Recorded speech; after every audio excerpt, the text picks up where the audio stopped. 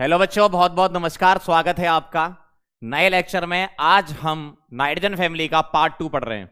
Nitrogen हम cover कर चुके हैं, अब हम फास्फोरस के बारे में पढ़ेंगे और नाइट्रोजन फैमिली से रिलेटेड कुछ इंपॉर्टेंट पॉइंट्स और कुछ क्वेश्चन डिस्कस कर लेंगे। ठीक है, चलो वेलकम है सभी लोगों का।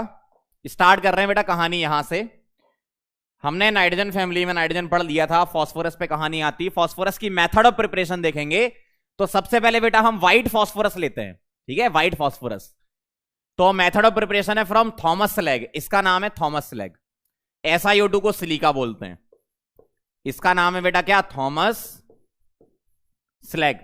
और ये क्या होता है बेटा? सिलिका। ठीक है, तो Ca3PO4 होल ट्वाइस की रिएक्शन जब SiO2 के साथ होती है तो ये बनाता है CaSiO3। इसका नाम है कैल्शियम सिलिकेट। क्या बनाता है बेटा? Calcium silicate.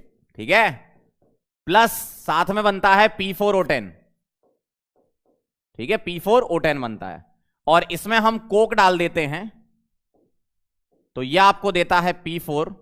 ठीक है, प्लस CO बनता है और ये P4 व्हाइट होता है, व्हाइट फास्फोरस है ना, व्हाइट फास्फोरस होता है। तो ये इसकी मेथड ऑफ प्रिपरेशन है। ठीक है, बहुत सिंपल सी है, रिएक्शन नोट कर लो, लिख लो। चलें आगे। प्रॉपर्टीज लिखेंगे व्हाइट फास्फोरस की क्या क्या हैं। जैसे व्हाइट, तो भाई व्हाइट फास्फोरस तो व्हाइट तो हो गई है ना। तो व्हाइट वैक्सी सॉलिड होता है, वैक्सी सॉलिड होता है ना, मोम जैसा। Insoluble in water but soluble in CS2। मतलब पोलर सॉल्वेंट में इनसॉल्युबल होता है, पोलर होता है वाटर, और नॉन पोलर सॉल्वेंट में इनसॉल्युबल होता है। ठीक है, ये कहानी है। ग्लोज इन डार्क, मतलब अंधेरे में चमकता है ये, जिसको हम बोलते हैं केमिलुमिनेसेंस प्रोसेस, अंधेरे में जो चमकता है ना। कैप्ट अंडर वाटर, पानी में रखा जाता है। बस ये कुछ प्रॉपर्टीज हैं, एक बार रीड कर लो, सिंपल सा है ना। क्यों रखा जाता है? क्योंकि इनसॉल्युबल है इसमें, वाटर में, इसलिए आप इसको रख सकते हो। अगर आपने इसको खुला छोड़ दिया तो बेटा ये एयर के साथ रिएक्शन करके P4O6 बना लेता है। खुला नहीं छोड़ना इसको, है ना। चलो नोट कर लो। ठीक, केमिकल रिएक्शन बेटा बहुत इंपॉर्टेंट है, ये कई बार एग्जाम में आई है। JEE Main, JEE Advance, NEET, Jammu Kashmir से कन्याकुमारी तक सारे एग्जाम में आई है, जब सब होते हुआ करते थे। अब तो सिर्फ एक दो एग्जाम ही बचे हैं जीवन के। पहले तो बहुत होते थे। पहले अप्रैल में, हमारे टाइम पे अप्रैल में क्या होता था, पहले वीक से कहानी शुरू होती थी, अप्रैल के फर्स्ट वीक से, मतलब फर्स्ट वीकेंड से शुरू होता था और मई तक पेपर चलते थे। मतलब हर हर संडे पेपर दिया करते थे, ऐसा था, है ना। तो रिएक्शन विद अल्कली पे आते हैं। देखो व्हाइट फास्फोरस जो होता है ना, व्हाइट फास्फोरस P4, इसकी रिएक्शन होती है NaOH के साथ, करा रहा हूं मैं, प्लस वाटर। तो ये बनाता है बेटा PH3 प्लस NaH2PO2। NaH2PO2, इस कंपाउंड का नाम है सोडियम, सोडियम हाइपोफॉस्फाइट, हाइपोफॉस्फाइट बोलते हैं इसको, NaH2PO2 को। और ये रिएक्शन है डिस्प्रपोर्शनेशन रिएक्शन। कैसे? यहां फास्फोरस का ऑक्सीडेशन नंबर क्या है? 0 होगा, और PH3 में निकाल लो x + 3 इज इक्वल टू 0, तो x क्या आएगा आपका? -3, तो यहां -3 हो गया। इसका निकाल लो 1 + 2, है ना, plus x - 4 is equal to 0, तो x यहां पर क्या आ गया? +1, तो यहां क्या होता है? +1 होता है। ठीक है, ऐसा। जेई में 2011 में ये बोनस हो गया था, क्योंकि वहां पर +1 ऑक्सीडेशन नंबर नहीं थी, +5 उन्होंने दे रखी थी। मतलब उन्होंने, जिसने भी किया होगा सॉल्व, वो थोड़ा सा सॉल्व करने में उनसे सिली मिस्टेक हो गई थी। मतलब जिसने भी पेपर बनाया होगा उसके अकॉर्डिंग सॉल्व करके दिया होगा आंसर। तो एक्चुअल में यहां +1 होता है ना। उन्होंने +5 दे रखा और किसी ऑप्शन में +1 नहीं दे रखा था, तो बोनस था उस टाइम पे। जेई एडवांस में सोचो, है ना। तो ऐसा नहीं कि गलतियां किसी से नहीं होती, गलतियां सबसे ही होती है ना, कोई भी हो। तो 0 -3 और ये क्या है? +1। देखो 0 से -3 क्या हो रहा है? रिडक्शन, है ना, और 0 से +1 क्या हो रहा है? ऑक्सीडेशन। ठीक, तो ऑक्सीडेशन रिडक्शन दोनों जहां होते हैं उस प्रोसेस को क्या बोलते हो? Disproportionation reaction. डिस्प्रपोर्शनेशन,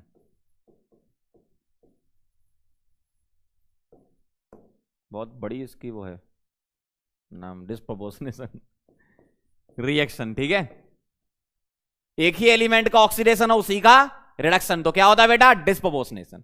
ठीक, तो बहुत ही इंपॉर्टेंट रिएक्शन है, ध्यान रखना, इसे नोट कर लो इसको। क्लियर? आगे बढ़े, चलो बेटा। अगला है रिएक्शन विद ऑक्सीजन। देखना जरा, जब P4 की रिएक्शन ऑक्सीजन के साथ होती है तो बेटा दो टाइप की रिएक्शन हम बताया करते हैं यहां पर। दो टाइप की रिएक्शन हम बताते हैं। P4O6 भी बन सकता है, ध्यान सुनना, P4O6 भी बन सकता है, और P4 की रिएक्शन O2 से कराएंगे तो P4O10 भी बन सकता है। ठीक है, जेई में क्वेश्चन आ चुका है कि P4O6 बनाना है तो उसके लिए क्या लेना होगा आपको? O2 कैसा वाला लेना होगा? कंबशन कराना होगा या एयर वाला लेना होगा? मैंने आपको बताया था, अगर O2 की लिमिटेड सप्लाई चाहिए तो एयर ले लो, और अगर O2 की अनलिमिटेड सप्लाई यानी कि एक्सेस चाहिए तो फिर कंबशन करा दो, है ना। तो यहां पर P4O10 जब बनेगा ना, तो ये जो O2 आएगा ये आपका एक्सेस में होना चाहिए, मतलब कंबशन कराना पड़ेगा, और ये आपका लिमिटेड सप्लाई होनी चाहिए, मतलब एयर होना चाहिए, ऐसा। ठीक है, एयर में क्या होती है? लिमिटेड सप्लाई होती है। लिमिटेड सप्लाई होती है तो P4O6 पे मामला रुक जाएगा, जबकि P4O10 मतलब आप एक तरीके से कंबशन करा रहे हो तो एक्सेस में ही होता है जब तक फाइनल प्रोडक्ट ना बन जाए, ना। तो कंबशन मतलब एक्सेस, लिमिटेड मतलब एयर, ऐसा। तो ये ध्यान रखना, आप एयर अगर लेते हो तो P4 एयर में प्रेजेंट O2 के साथ P4O6 बनाएगा, ध्यान रखना, और एक्सेस में P4O10 बनाएगा। ठीक, अब आप यहां पर मोल अपने अकॉर्डिंग सेट कर सकते हो कि यहां कितने कितने मोल लगेंगे। ठीक है, बैलेंस करके देख लेना, यहां कितने मोल, यहां कितने मोल। ठीक है, चलें आगे।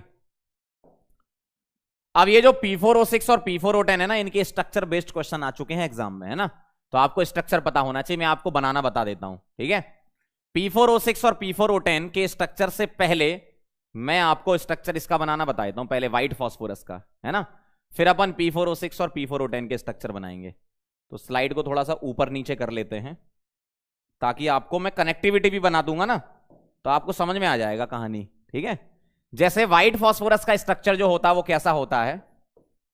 4p बनाओ, ऐसे देखना, 4p बनाओ और हर एक p को दूसरे p से ज्वाइन करा दो, बस हो गया काम।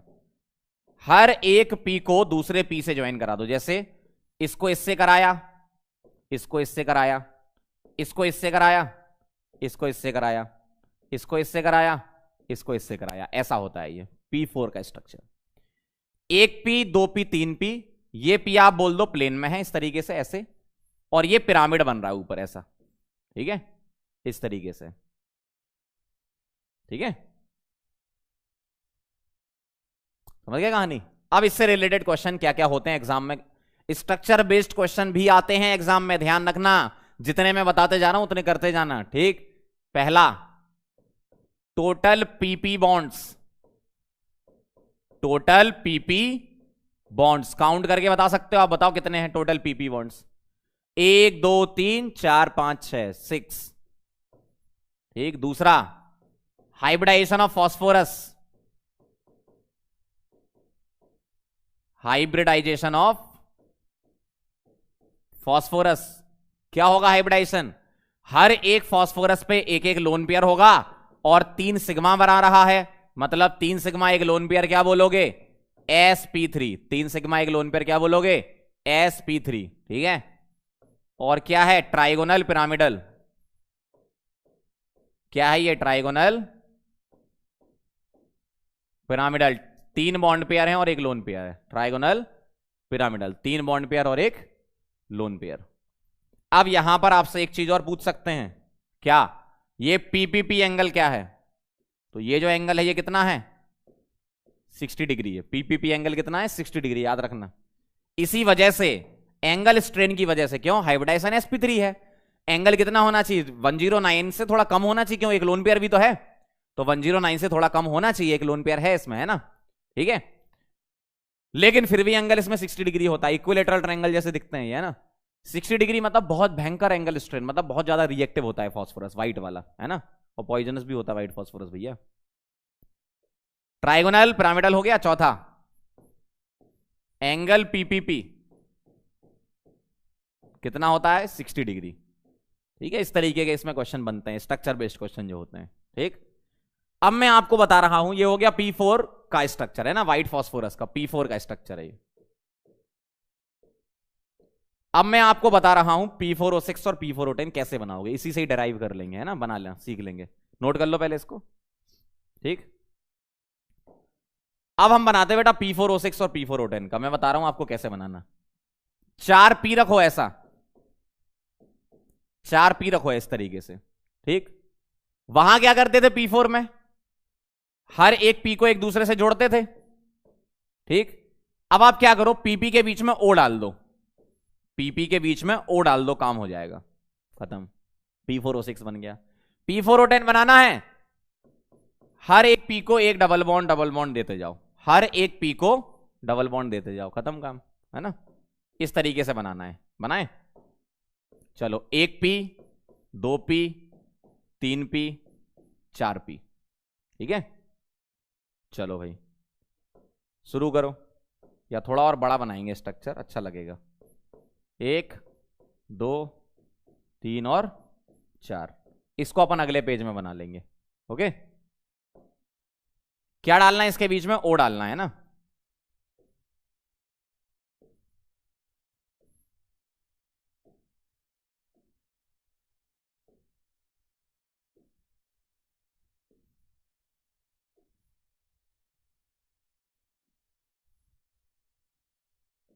ऐसा देखो, इसके बीच में क्या लगाना है आपको, O लगाना है, पॉप लिंकेज आ जाएंगी, पॉप लिंकेज, पॉप बॉन्ड आ जाएंगे। ठीक है, 1 2 3 4 5 6, ये है P4O6 का, सिंपल सा बिल्कुल, है ना। अब इससे रिलेटेड क्वेश्चन क्या क्या बनते हैं, पहला total pop bonds, POP bonds बताओ जरा, टोटल POP बॉन्ड्स कितने होंगे, P single O single P, POP bonds कितने होंगे बेटा, 6 होंगे। POP बॉन्ड्स कितने होंगे, 6 होंगे। ठीक, second total PP bonds, total PP bonds होंगे 0, PP थोड़ी है, सारे POP बन गए, है ना। तीसरा हाइब्रिडाइज, अच्छा पीछे अपन ने लोन पेयर लिखे थे क्या, अच्छा लोन पेयर नहीं लिखे, एक चीज और लिख लो, टोटल लोन पेयर्स भी लिख लो इसमें ना, टोटल लोन पेयर्स, हर एक फास्फोरस पे एक एक था ना, 4 लोन पेयर होंगे, हर एक फास्फोरस पे एक एक, है ना। चलो आ जाओ वापस इधर, hybridisation of phosphorus, hybridisation of phosphorus, बताओ क्या होगा, हर एक P पर एक एक लोन पेयर भी तो होगा, तो 3 सिग्मा और एक लोन पेयर sp3। ठीक है, चौथा शेप क्या होगी, ट्राइगोनल पिरामिडल, फास्फोरस के लिए, है ना, sp3 पर शेप क्या होती, ट्राइगोनल पिरामिडल। ठीक, टोटल सिग्मा बॉन्ड्स बताओ कितने हैं, टोटल सिग्मा बॉन्ड्स काउंट करना आना चाहिए, 1 2 3 4 5 6 7 8 9 10 11 12, 6 POP बॉन्ड है ना, तो 12 हो जाएंगे, 12। और क्या बचा, टोटल लोन पेयर्स बता दो, टोटल लोन पेयर्स LP लिख रहा हूं मैं, बताओ, हर एक फास्फोरस पे एक एक और हर एक ऑक्सीजन पे बेटा 2 2 होंगे, सही है ना।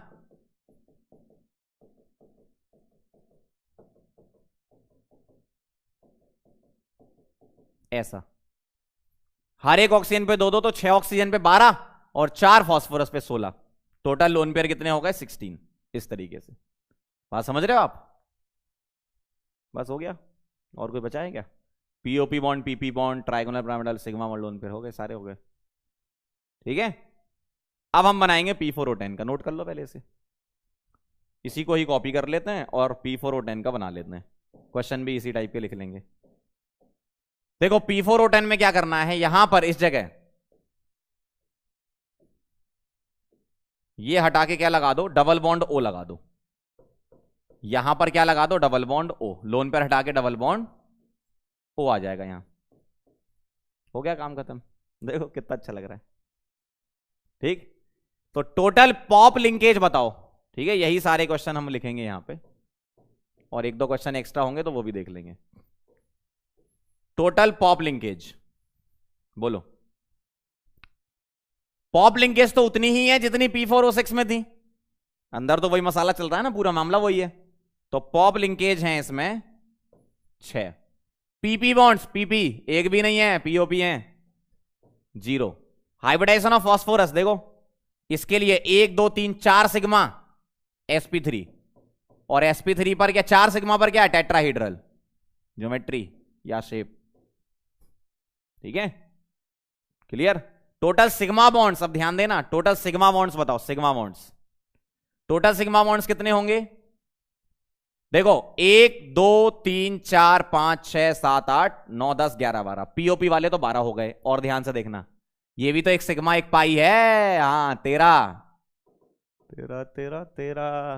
कटेगा है ना 13 14 15 16, तो टोटल सिग्मा बॉन्ड कितने? 16। ऐसा टोटल लोन पेयर्स बताओ, हर एक ऑक्सीजन पर कितने कितने लोन पेयर होंगे? 2 2। अब फास्फोरस पे लोन पेयर नहीं बचेगा बेटा, सारे किस पर आ गए? ऑक्सीजन पर आ गए, फास्फोरस पे नहीं बचेगा, है ना। 10 ऑक्सीजन है, ये P4O6 का नाम तो चेंज कर लो दादा, ठीक है। 10 ऑक्सीजन है, 20 लोन पेयर। अब इसमें एक दो क्वेश्चन और एक्स्ट्रा, क्या? Total P single bond O bonds, P single bond O, P single bond O कितने हैं? मतलब P सिंगल बॉन्ड O वाला पैटर्न पकड़ो, 1, ये तो डबल बॉन्ड O है, P single bond O 1 2 3 4 5 6 7 8 9 10 11 12 12, P single bond O 12 होंगे भाई, POP 6 है तो P सिंगल बॉन्ड O तो 12 होंगे ना, ठीक। पीछे यहां पर P सिंगल बॉन्ड O अगर पूछे तो बताओ, total P single bond O बताओ, तो यहां भी 12 ही होंगे, क्यों? POP 6 है तो इसके डबल 12, ठीक है। अब इसमें एक क्वेश्चन और, क्या? रेशियो ऑफ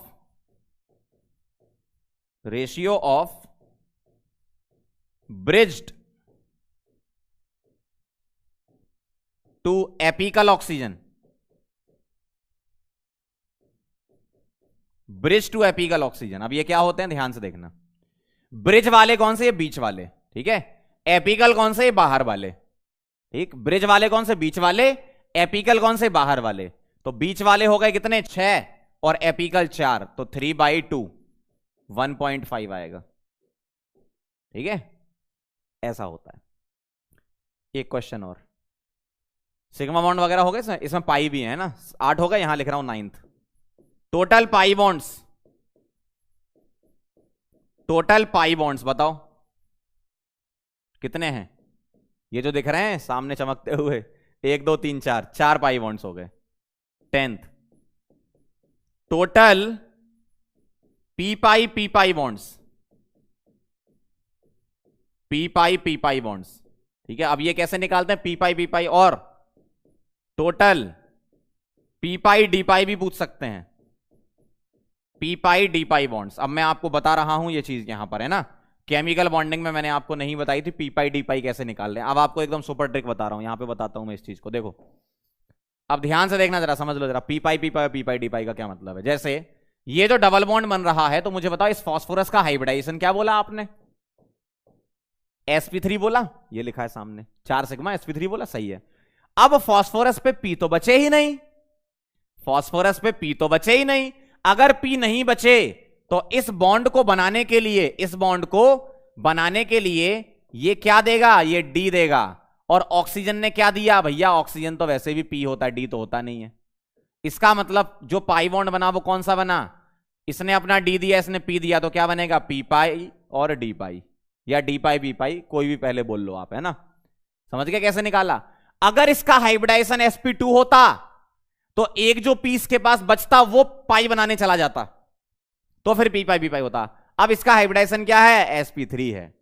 और अगर इसका हाइब्रिडाइजेशन sp3 है तो P तो खत्म हो गया दादा, अब क्या बचा? D बचा। तो ये D यूज करेगा और ये P यूज कर रहा है, ऑक्सीजन तो P यूज करता है हमेशा, है ना। तो ये सारे के सारे ऐसे ही हैं, मतलब P पाई B पाई एक भी नहीं होगा और P पाई D पाई चारों होंगे, सही बात है ना। तो ध्यान रखना कभी भी आपसे पूछ ले पी पाई डी पाई बॉन्ड कितने हैं, आप क्या करो, सबसे पहले हाइब्रिडाइजेशन निकाल लो। अगर हाइब्रिडाइजेशन sp3 आ रहा है तो पी पाई डी पाई ही होंगे सारे। अगर sp2 आ रहा है तो पहला पी पाई होगा और फिर बाकी पी पाई डी पाई होंगे। अगर sp आ रहा है तो पहले दो पी पाई होंगे, फिर पी पाई डी पाई होंगे। समझ गया क्या बोला मैंने? मैं आपको कैसे और समझाऊं, चलो ध्यान से देखो, मैं एक चीज से और समझा देता हूं, क्लियर कर लो इस चीज को। देखो बता देता हूं मैं, पी पाई डी पाई सुपर ट्रिक अब आई गया है जवान पे, तो सीख के ही जाओ अब, है ना। एस डबल बॉन्ड हो, डबल बॉन्ड हो, ठीक है, ऐसा है। मान लो आपसे पूछा बताओ पी पाई है कि पी पाई डी पाई है, ठीक है, ध्यान से देखना।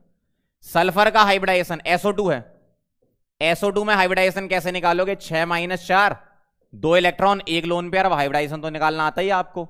2 सिग्मा ले लो यहां से, ये जो डिजिट लिखा है, और 1 लोन पेयर, सम क्या आ गया? 3 पर क्या आ गया? sp2 आ गया, ठीक है। अब अपन कहानी यहां से शुरू करेंगे। इस सल्फर का हाइब्रिडाइजेशन sp2 है, मतलब इस सल्फर पर एक पी बच गया। इस सल्फर पे sp2 है ना, तो एक पी बच गया, 3 पी होते ना। तो पहला जो बॉन्ड बनेगा, सल्फर अपना पी देगा और ऑक्सीजन तो हमेशा पी देता है, तो पी पाई बनेगा। अब पी खत्म हो चुके हैं तो अब क्या देगा? ये सल्फर डी देगा और ऑक्सीजन तो पी देता है, तो दूसरा बॉन्ड पी पाई डी पाई बनाएगा। कितना आसान है, एक और समझा दूं, चलो एक और समझ लो। SO3 में आ जाओ। अगर मैं SO3 की बात करूं, ठीक, तो इसका हाइब्रिडाइजेशन बता दो क्या है, ठीक। SO3 का आप अलग से निकाल सकते हो, या सिग्मा और लोन पेयर से काउंट कर लो, कोई दिक्कत नहीं। 6-6 0 इलेक्ट्रॉन, 0 लोन पेयर, और 3 क्या है? Sigma, 0 lone pair. सम क्या आ गया? 3 sp2, सही ना, सम क्या आ गया? 3 sp2। बात समझ रहे हो? ठीक है। अगर इसका हाइब्रिडाइजेशन sp2 है, इसका हाइब्रिडाइजेशन sp2 है, तो ये जो पाई, जब पहला पाई बनेगा तो ये अपना पी देगा, तो पी पाई होगा, और बाकी जो दोनों पाई बनाएगा तो सल्फर तो डी देगा ना, हाँ, तो पी पाई डी पाई होंगे बाकी के दोनों बॉन्ड।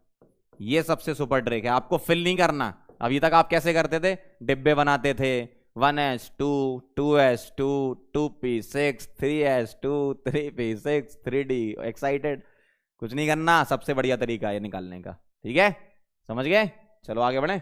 इसको नोट कर लिया था आपने? नहीं किया तो कर लो, बहुत सारे पॉइंट्स लिख दिए मैंने, है ना।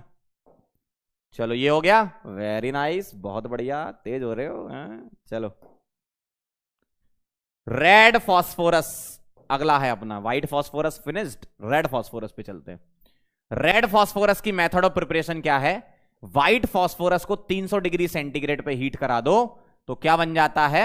रेड फॉस्फोरस बन जाता है। 300 डिग्री पे रेड बन जाता है। रेड क्या है? Non poisonous in nature. White वाला क्या होता है? पॉइजनस होता है, ठीक है। Does not glow in dark, white वाला ग्लो करता है, ठीक है, केमिल्यूमिनेसेंस दिखाता है। व्हाइट वाला इनसॉल्युबल होता है पानी में, लेकिन ये दोनों में ही होता है। व्हाइट वाला पानी में इनसॉल्युबल, कार्बन डाइसल्फाइड में सॉल्युबल, जबकि ये दोनों में ही इनसॉल्युबल होता है, ठीक है। स्ट्रक्चर देखो, व्हाइट वाले के स्ट्रक्चर को तोड़कर रेड वाला बना लो। रेड वाला जो होता है वो पॉलीमेरिक स्ट्रक्चर होता है। कैसा? Polymeric structure. पॉलीमेरिक स्ट्रक्चर कैसा? देखना, पी पी पी पी, ऐसा ऐसा ऐसा ऐसा ऐसा ऐसा। ये था व्हाइट का, व्हाइट यही था। अब आप क्या करो, बीच वाला ये बॉन्ड तोड़ रहा हूं, देखो कैसे तोड़ रहा हूं, देखो ये तोड़ा मैंने बीच वाला। अब ऐसी यूनिट रिपीट करते जाओ, अब ऐसी यूनिट आप रिपीट करते जाओ।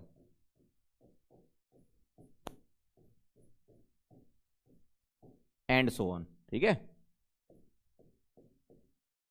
रिपीट करते जाओ, बस हो गया पॉलीमरिक स्ट्रक्चर, ऐसा होता है, ठीक है, नोट कर लो। चलें आगे। Very nice. ब्लैक फॉस्फोरस देखना जरा।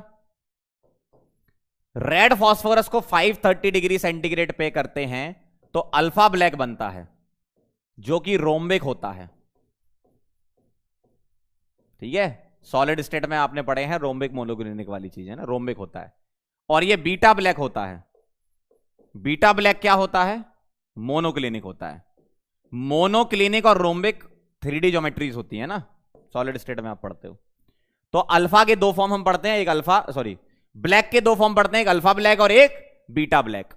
रिएक्टिविटी की बेटा अगर बात करें, ठीक है, और थर्मल स्टेबिलिटी की बात करें, तो ध्यान से देखना, रिएक्टिविटी व्हाइट की ज्यादा होती है, फिर रेड की, फिर ब्लैक की।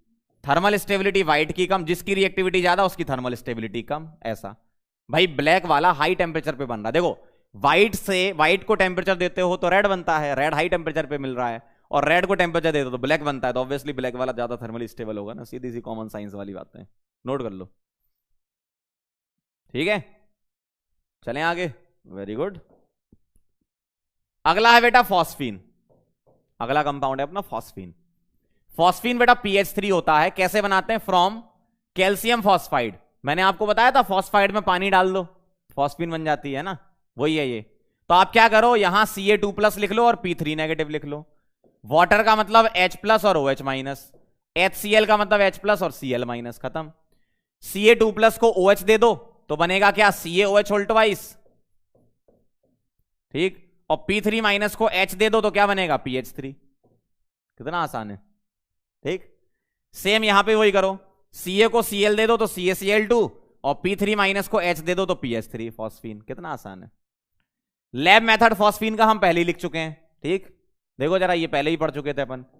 ये क्या बनाएगा? PH3 बनाएगा प्लस NaH2PO2 बनेगा, सोडियम हाइपोफॉस्फाइड। अभी पीछे मैंने लिखाया था, जो बताया था ना जेईई एडवांस का बोनस हो गया था 2011 वाला, वही है ये, ठीक है, नोट कर लो।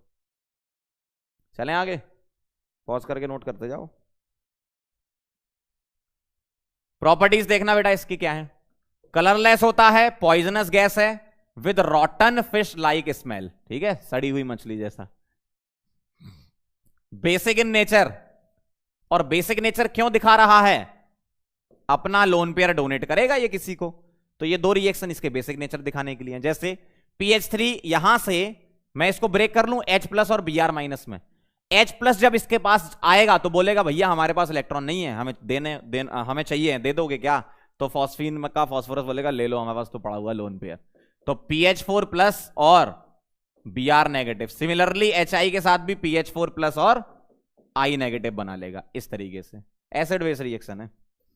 रिएक्शन विद मेटल सॉल्ट देखो जरा, CuSO4 की फॉस्फीन के साथ HgCl2 की फॉस्फीन के साथ, तो ये बनाता है इसमें Cu3P2 और ये Hg3P2, ठीक है, Cu3P2 बनता है और Hg3P2 बनता है।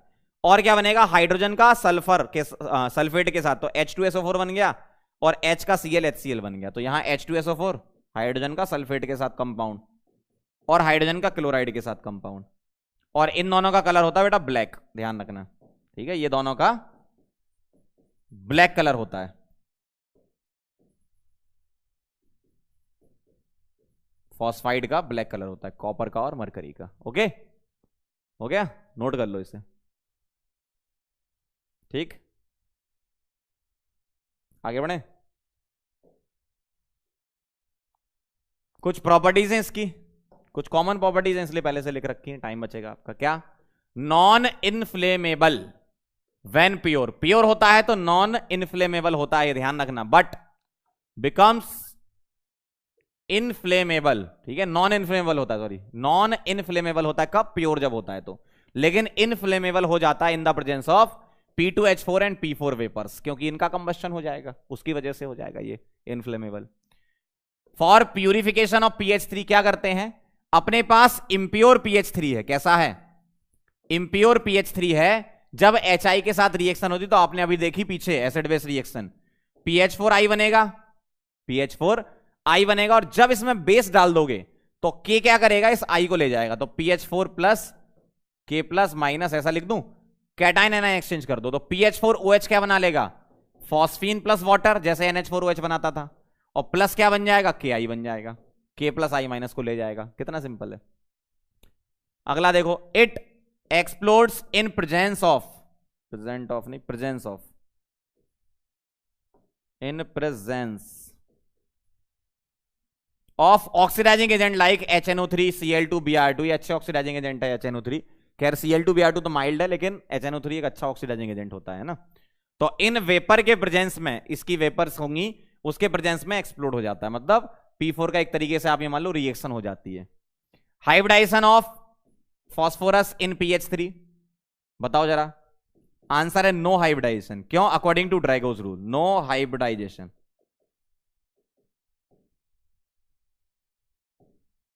ठीक है, क्यों? क्योंकि फास्फोरस का साइज ज्यादा, लोन पेयर डिफ्यूज हो जाता है ना, हाइब्रिडाइजेशन में पार्ट नहीं लेता, साइज डिफरेंस बहुत ज्यादा होता है ना। तो इसका जो लोन पेयर है वो होता है प्योर एस में, ठीक है। और ये बॉन्ड कौन से होते हैं? ये बॉन्ड कौन से होते हैं?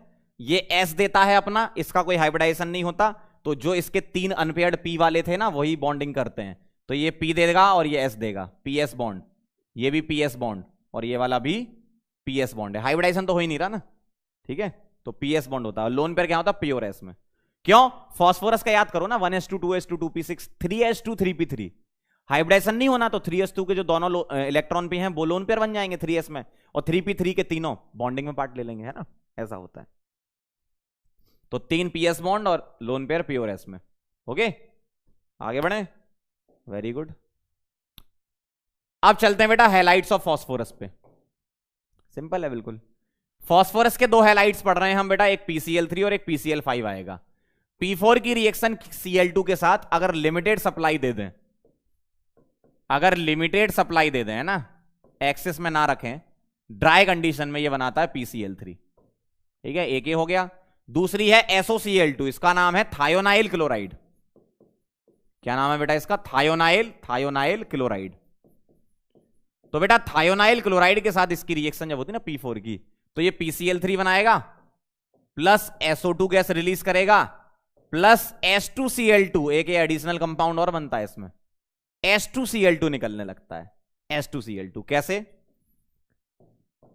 ठीक है, ये SO2 बनाता है और H2Cl2 निकलता है। इसमें एक क्वेश्चन और होता है, इसमें लोन पेयर पूछ सकते हैं, तो आप कैसे निकालोगे? ClSSCl ऐसे लिख लो आप, है ना, हर एक क्लोरीन पर 3-3 लोन पेयर, तो 6 ये हो गए, और हर एक सल्फर पर 2-2 लोन पेयर, 6 और 4 10 लोन पेयर होते हैं। इस पर ध्यान रखना, कितने? 10 लोन पेयर, अगर आपको इसमें पूछ लें तो ये ध्यान रखना 10 लोन पेयर होते हैं, बाकी तो ठीक है, नोट कर लो, सिंपल है बिल्कुल रिएक्शन, ठीक है। चलो बेटा PCl3 की कुछ प्रॉपर्टीज देख लो। कलरलेस होता है, ऑयली लिक्विड होता है, कलरलेस ऑयली लिक्विड होता है, ठीक। कुछ रिएक्शंस हैं, ये रिएक्शन आपको पता है ROH और RCOH की, पानी वाली मैं बता देता हूं। PCl3 में जब पानी डालते तो आप पता क्या करो, 3 Cl हटाकर 3 OH लगा दो, 3 Cl हटाओ 3 OH लगाओ तो बन जाएगा H3PO3, और 3 Cl हटाए तो वो H के पास चला जाएगा तो HCl बन जाएगा, सिंपल है। ROH में आपको पता है क्या करते हो, OH हटा के Cl लगाते हो, यहां भी OH हटा के Cl लगाते हो, ऐसा। तो इसमें एसिड अल्काइल क्लोराइड और इसमें एसिड क्लोराइड। कैसे करना है मैंने आपको बताया था वहां पे, एक बार फिर से याद दिला देता हूं, रिवीजन हो जाएगा। ये वाली रिएक्शन आपने ऐसे याद की थी, ROH के 3 मोल लिखे थे, याद करो, इसके 3 मोल और Cl इस तरीके से क्या होगा, HCl निकल जाएगा, HCl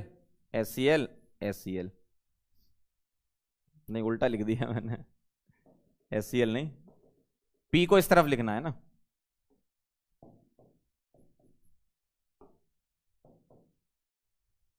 P को इधर, Cl ऐसा, हाँ Cl यहां से H3PO3 निकालते हो आप, है ना, H3PO3 निकलता है, ठीक है। तो RCl के साथ यहां क्या बनेगा, प्लस H3PO3, ऐसा याद किया था। इसका कैसे लिखा था, RC डबल बॉन्ड OH, ठीक है। इसका कैसे लिखा था तुमने, PCl3 के साथ, इसको भी 3 बार लिखा था, है ना, मैं ऐसे लिख देता हूं, RCOOH, ठीक है, RCOOH ऐसा, और P यहां लिखा 3 Cl, 1 2 और 3, क्या करना है, H3PO3 निकालना है, तो RCOCl बन जाएगा, है ना। तो इसमें क्या बनना है, H3PO3, समझ रहे हो बात को, बस फिर क्या।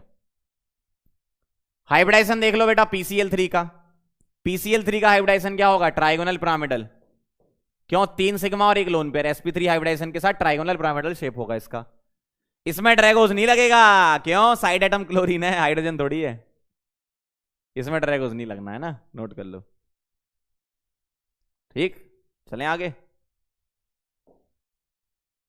अगला है बेटा PCl5, सेम वैसे ही है, PCl3 जैसे ही चल रहा है मामला। देखो यहां एक्सेस में ले लोगे तो बेटा ये क्या बना लेगा, PCl5 बना लेगा। बहुत बढ़िया। लिमिटेड सप्लाई लिया तो PCl3, एक्सेस में लिया तो बेटा PCl5। यस, वहां लिया था थायोनाइल क्लोराइड, यहां लोगे सल्फ्यूरल क्लोराइड, सल्फ्यूरल क्लोराइड। ठीक है, सल्फ्यूरल क्लोराइड। तो क्या होगा, SO2Cl2 जब P4 के साथ रिएक्शन करेगा तो क्या बना लेगा ये, PCl5। ठीक है, प्लस SO2।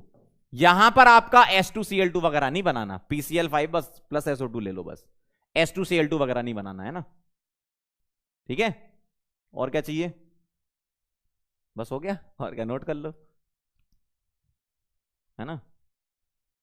आगे बढ़े, इसके बारे में देखो, येलोइश पाउडर होता है, वो था कलरलेस ऑयली लिक्विड PCl3, ये येलोइश पाउडर होता है। रिएक्शंस देखो इसकी क्या क्या है। PCl5 को जब हीट करते हैं तो PCl3 प्लस Cl2 ऐसा बनता है। कैसे याद रखोगे आप, मैं आपको बताता हूं। PCl5 ट्राइगोनल बाइपिरामिडल ज्योमेट्री आप बनाते हो, 3 Cl एक प्लेन में होते हैं जिसमें फास्फोरस होता है, एक Cl ऊपर एक नीचे, तो PCl3 एक बना लेगा यूनिट, और Cl अलग अलग निकाल दो एक्सियल वाले, है ना। जैसे ये जो लिखा है ना ट्राइगोनल बाइपिरामिडल sp3d, आपको पता है PCl5 का, तो उसमें से आपके पास जो 3 Cl हैं वो ऐसे हैं, एक Cl अबव द प्लेन और एक बिलो द प्लेन, ऐसा। ठीक है, इस तरीके से होते हैं ना ये। तो ये जो ट्रायंगल वाला है ना, ट्राइगोनल बाइपिरामिडल में ट्रायंगल है, उसका PCl3 बाहर निकाल दो और Cl ऊपर नीचे वाले अलग कर दो, तो वैसे याद रख सकते हो, है ना। अब जब आपको रिएक्शन करानी है ना तब भी इसका यूज हो जाएगा। कैसे, सिल्वर की रिएक्शन PCl5 से करा रहे हो, ध्यान से सुनना, सिल्वर या टिन की रिएक्शन PCl5 से करा रहे हो, कैसे याद रखोगे, मैं आपको तरीका बता रहा हूं। PCl5 को तोड़ लो PCl3 प्लस Cl2 में, PCl3 अलग कर दो, इसमें भी और इसमें भी। अब आपको क्या करना है, सिल्वर की रिएक्शन क्लोरीन से करानी है, सिल्वर की रिएक्शन क्लोरीन से करानी है, तो सिल्वर की रिएक्शन क्लोरीन से कराओगे तो AgCl बनेगा, और टिन की रिएक्शन क्लोरीन से कराओगे तो SnCl2 और SnCl4 दोनों बन सकते हैं। और टिन में कौन सा ज्यादा स्टेबल होता है बेटा, +4 होता है, इनर्ट पेयर इफेक्ट की वजह से, है ना। तो SnCl4 होगा, ऐसे याद कर सकते हो। ठीक, पानी डाल दो इसमें, PCl5 में पानी डालोगे तो क्या होगा, Cl हटा के OH लगा दोगे। ठीक है, तो पहले POCl3 बनेगा, और फिर और पानी डालोगे तो फाइनल H3PO4 पर ले जाना इसको। ठीक है, बाकी के Cl भी हट जाएंगे, फिर पहले 2 Cl 2 OH आ जाएंगे, फिर वाटर निकल जाएगा, POCl3 बन जाएगा, फिर और पानी डालोगे H3PO4। इसमें सिंपल है, OH हटा के क्या लगाना है, Cl, OH हटा के क्या लगाना है, Cl। लेकिन इसमें और भी कुछ बनेगा। क्या बनेगा, देखो, ROH की रिएक्शन मैंने आपको याद करने के तरीके भी बताए थे ना इसमें, ऑर्गेनिक में। ROH ऐसे लिख लो, PCl5 को मैं ऐसे लिख रहा हूं, PCl3Cl और Cl। ठीक है, अब आप क्या करो, यहां से इसको तोड़ दो और यहां से इसको तोड़ दो। ठीक है, दिख रहा है इतना। तो ये RCl POCl3 प्लस HCl, तो प्लस क्या बनेगा, POCl3 बनेगा, और साथ में क्या बनेगा, HCl बनेगा, ऐसा। ठीक, इधर देखो जरा, इधर क्या होगा, इसको भी लिख लो, RCOOH ऐसा लिख लिया, Cl PCl3 और Cl। ठीक है, इसको यहां से तोड़ दो, इसको यहां से तोड़ दो, बस हो गया काम। तो इसमें क्या बनेगा, RCOCl के अलावा प्लस, अच्छा मैंने ये गलत लिख दिया थोड़ा सा, इसको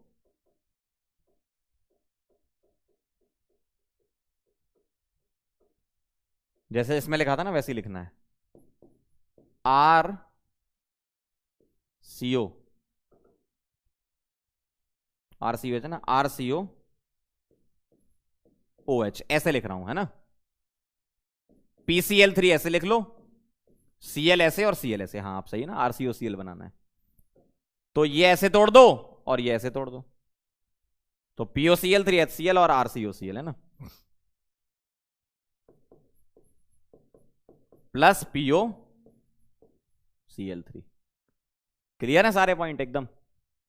तो इस तरीके से रिएक्शंस भी आप इसकी याद रख सकते हो। याद देखो, ऐसा नहीं कि आपको रटना है चीजों को, अगर समझ देखो मेन कहानी क्या है, जब तक चीजें समझ में आ जाएं, है ना, तो अच्छी बात है। नहीं समझ में आती है तो याद करना है। देखो दो चीजें होती हैं जीवन में, कोई चीज समझ में आ रही तो बहुत अच्छी चीज है, अगर नहीं आ रही ना तो रट लो, है ना, यही कॉन्सेप्ट है। समझ में आ रही तो बहुत अच्छी बात है, नहीं तो याद करना ही है, छोड़ना नहीं है। ठीक है, चलें आगे। ऑक्सी एसिड्स ऑफ फास्फोरस पे चलते हैं बेटा फिर, है ना। क्या क्या ऑक्सी एसिड्स होते हैं? नंबर 1, मैं आपको तरीका भी बताते जाऊंगा साथ साथ में कैसे करना। देखो, पहला, दूसरा और तीसरा, ये 3 है। आप ऐसे लिखो HOP, होप। वैसे होप में HOP होता है, अपन हॉप ऐसे याद कर लो, हॉप। ठीक है, हॉप। H का मतलब क्या है यहां पर? H का मतलब है hypo phosphorous acid, hypophosphorous acid. ठीक है, हाइपोफॉस्फोरस एसिड, पहले कौन से रस वाले ले रहे, फॉस्फोरस रस वाले, है ना। तो हॉप हाइपोफॉस्फोरस, रस वाले, है ना। O का मतलब ऑर्थो फॉस्फोरस एसिड। P का मतलब pyro phosphorus acid, hypo ortho pyro, हॉप। ठीक है, इसका एक और नाम होता है, इसको फॉस्फेनिक एसिड, इसका नाम क्या है? फॉस्फेनिक एसिड। ठीक है, और इसका नाम क्या है? फॉस्फोनिक एसिड, फॉस्फोनिक एसिड, ऐसा होता है। ठीक है, ये फॉस्फेनिक, ये फॉस्फोनिक। ठीक है, इसका कोई एक्स्ट्रा अलग से नाम नहीं है। अब इनके फॉर्मूले क्या हैं? इसका होता है H3PO2, हाइपोफॉस्फोरस एसिड। इसका H3PO3, इसका H3PO2, H3PO3, हाँ, H4P2O5 होता है इसका, H4P2O5। ठीक है, अब इनका स्ट्रक्चर कैसे बनाना है ध्यान से सुनना, मैं आपको स्ट्रक्चर बनाने की ट्रिक बताता हूं। फास्फोरस के ऑक्सी एसिड के लिए ट्रिक है ये, सल्फर के लिए अलग होती है ना। फास्फोरस के लिए ट्रिक बता रहा हूं बस, है ना। क्या करो, इसमें एक P है, देखो एक P है तो एक P बना दो। कितने P हैं? एक P है, एक P बना दिया। ठीक, अब एक डबल बॉन्ड O अपनी तरफ से लगा दो, एक डबल बॉन्ड O अपनी तरफ से लगा दो, लगा दिया। अब कितने O बचे? कितने O बचे बताओ, कितने O बचे? एक O बचा तो एक OH बना दो। अब कितने H बचे? अब कितने H बचे? 2 H बच गए, 2 H लगा दो, खत्म कहानी। कितना आसान है, रटना थोड़ी है चीजों को। देखो अगर समझ में आए तो समझ लो, वरना तो आपको पता ही है दूसरा तरीका अपना क्या है। ठीक है, चलो अगला, H3PO3 ट्राई करोगे? अरे हो जाए, अरे बेटा देखो H3PO3, P डबल बॉन्डो, सबसे पहले एक तो देखो P डबल बॉन्डो बनाना ही बनाना है। एक P है तो P डबल बॉन्डो बनाना है। कितने O बचे? 2 O बचे तो 2 OH लगा देंगे, एक और एक 2। कितने H बच गए? एक H बच गया तो बेटा ये H लगा दिया, खत्म। अगला देखना। अब कह रहे होगे सर अब तो 2 फास्फोरस हैं, अब करके बताओ। अरे बेटा कर लेंगे। देखो कितने फास्फोरस हैं? 2, तो एक यहां बनाया, एक यहां बनाया। दोनों के साथ समान व्यवहार किया जाए, मतलब दोनों के साथ बिल्कुल सेम बर्ताव होना चाहिए। मतलब जो इसके साथ करो वही इसके साथ करना। यहां मैंने P डबल बॉन्डो लगाया तो यहां भी 2, नाराज नहीं करना किसी को। ठीक, ऐसा हो गया। कितने O बचे? 3 O बचे ना, 5 में से 2 तो चले गए ना इधर। 3 O बचे, अब 3 है ना, तो बिल्कुल सिमेट्रिकल चीजें चल रही हैं। 3 O बचे ना, तो 3 OH मत बनाओ, 2 OH बनाओ, है ना। दोनों को बराबर ट्रीटमेंट देना है। तो 3 O बचे थे लेकिन मैं 2 OH बना रहा हूं, एक इसको दे रहा हूं, एक इसको दे रहा हूं। ठीक, अब कितने O रह गए? एक O रह गया, तो दोनों की दोस्ती करा दो बीच में। ठीक है, अलग कलर से बनाए अच्छा लगेगा। एक O रह गया तो बीच में ऐसा दिख रहा, अच्छा। अरे क्या बात है पंकज सर। अब कितने H बचे? 2 H तो यहां चले गए, 2 H बचे। एक इसको दे दो और एक इसको, समान व्यवहार करना है, किसी को डिस्टर्ब नहीं, किसी के साथ बेरुखी नहीं दिखानी आपको, है ना। समझ रहे हो क्या हो रहा है? हाँ। अब बेसिसिटी बताओ, बेसिसिटी क्या होता है? ऑक्सीजन से कितने हाइड्रोजन कनेक्टेड हैं बताओ जरा। यहां कितने कनेक्टेड हैं? एक। यहां कितने कनेक्टेड हैं? ऑक्सीजन से हाइड्रोजन कितने कनेक्टेड हैं? दो। यहां ऑक्सीजन से कितने कनेक्टेड हैं? दो। ऐसा। अब इन स्ट्रक्चर से रिलेटेड क्वेश्चन पूछ लें कि बताओ पीपी बॉन्ड किसमें है, पीओपी बॉन्ड किसमें है, पीओपी बॉन्ड किसमें नहीं है। तो बस स्ट्रक्चर अगर आपको याद है तो आप क्वेश्चन कर सकते हो। मान लो आपको बोल दें which of the following has POP linkage, तीन ऑप्शन ये और चौथा नन ऑफ दीज, तो ये आंसर है। ऐसे चलना है, ठीक है, समझ गए? चलें आगे।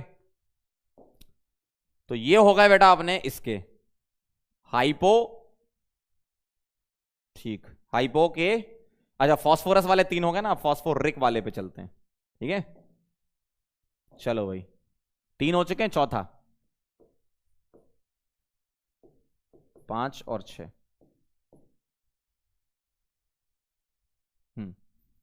अगेन हॉप, अगेन हॉप क्या लिखोगे? H का मतलब हाइपो, लेकिन अब कौन से? फॉस्फोरिक वाले। Yes you are right my friend, phosphoric वाले। ओ मतलब ऑर्थो, फॉस्फोरिक वाले, है ना। यस। पायरो, पायरो फॉस्फोरिक वाले। यस ऐसा होता है। हाइपोफॉस्फोरिक का फॉर्मूला होता है H4P2O6, ऑर्थोफॉस्फोरिक का H3PO4 और पायरोफॉस्फोरिक का H4P2O7। बनाओगे स्ट्रक्चर? ट्राई करो, बनाए। 2 P हैं तो 2 P बना लो, एक डबल बॉन्ड हो इसको दिया तो इसको भी दे दो। कितने O बचे? 4। 4 O बचे। ओ माय गॉड, 4 H हैं तो 4 OH बन जाएंगे। कहां कहां लगाएंगे? 2 लगाएंगे इधर, यस, और 2 लगाएंगे इधर। अब कुछ बचा है क्या? नहीं बचा, तो दोस्ती करा देंगे ना। क्यों? दोस्ती करा दो, पीपी बॉन्ड बना दो, ठीक है। कितना आसान है। H3PO4 में आ जाओ जल्दी, फटाफट से बना लो। अब तो समझ गए, P के साथ डबल बॉन्ड हो, 3 O बचे, 3 OH बनाएंगे, 3 OH लगाएंगे, 1 2 3। अगला H4P2O7, 6 का बना चुके हो, 7वां बनाना, बीच में O लगा दो। क्या है? ये बना है आपके सामने, ठीक है। बीच में क्या लगा देंगे बेटा? O लगा देंगे। ये हो गया, ये हो गया। 4 OH लगाने का सेम कॉपी पेस्ट कर रहा हूं मैं, बस बीच में O लगा दूंगा। 1 2 3 बेटा 4, और बीच में O लगाने का ऐसा, ठीक है।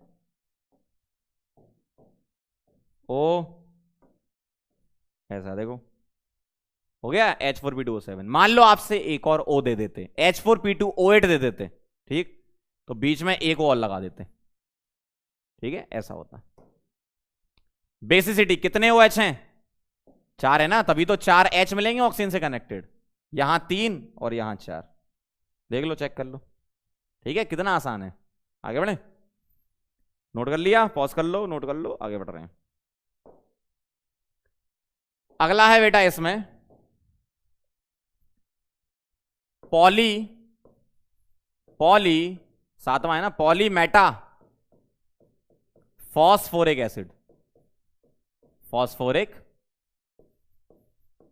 एसिड, ठीक है। फॉर्मूला इसका होता है HPO3 होल N।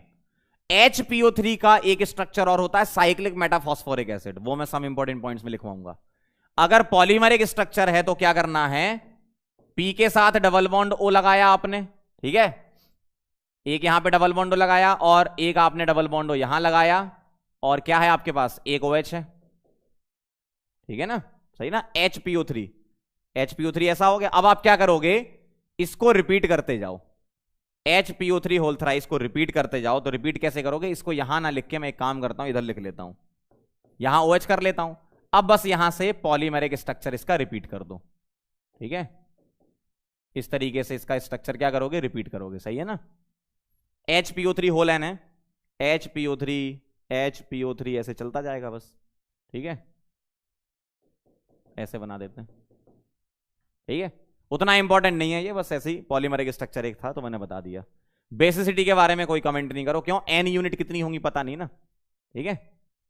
एक और था परऑक्सो मोनो फॉस्फोरिक एसिड, जो अभी मैंने बोला था, परऑक्सो मोनो फॉस्फोरिक एसिड, कौन सा, H4P2O8, ये वाला। तो P के साथ डबल बॉन्ड हो, एक OH, भाई H4P2O7 का तो बना चुके हो ना, बस बीच में 2 O लगा देना, ठीक है। इस तरीके से बेसिसिटी 4 बोल सकते हो, ठीक। इसका साइक्लिक ट्राइमरिक स्ट्रक्चर पे फोकस करना, इसको छोड़ सकते हो, कोई दिक्कत नहीं ना, हटा भी दो इसको, ये कर लेना एक एक्स्ट्रा, ठीक है। चलें आगे, चलो बेटा method of preparation of oxy acid देखेंगे। White phosphorus plus NaOH plus water, ये रिएक्शन में क्या बनता है, कितनी बार लिखी है रिएक्शन, ये वही है जेई एडवांस वाली 2011 बोनस हुई थी।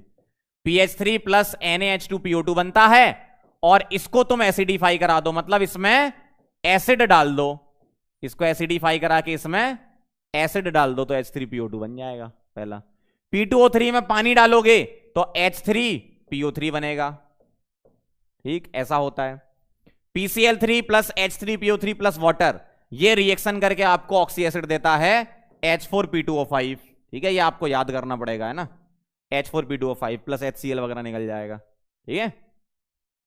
ये ध्यान रखो बस किससे क्या बन रहा है। आगे बढ़े, अगला देखो, रेड फॉस्फोरस प्लस NaOH, ये देता है आपको H4P2O6, ठीक है। P2O5 प्लस वाटर, P2O3 में वाटर डाला था तो H3PO3, P2O5 में डाला तो H3PO4, ठीक है। H3PO4 को हीट कराना है, इसको हीट कराना है तो 2 मोल लेके पानी निकाल दो, H4P2O7 बन जाएगा। अरे इसके 2 मोल कर दो, डबल कर दो और वाटर माइनस कर दो, सिंपल है, ठीक। H3PO3 प्लस Br2, तो इसमें बनता है पॉलीमरिक HPO3 होल एन, ठीक है, पॉलीमरिक स्ट्रक्चर बनता है इसका।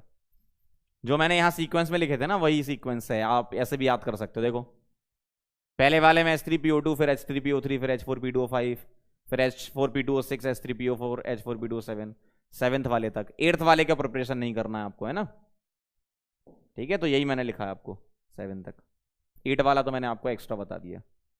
चलो बेटा आगे बढ़ते हैं, some important points of nitrogen family, ठीक है, ध्यान से लिख लेते हैं सारे।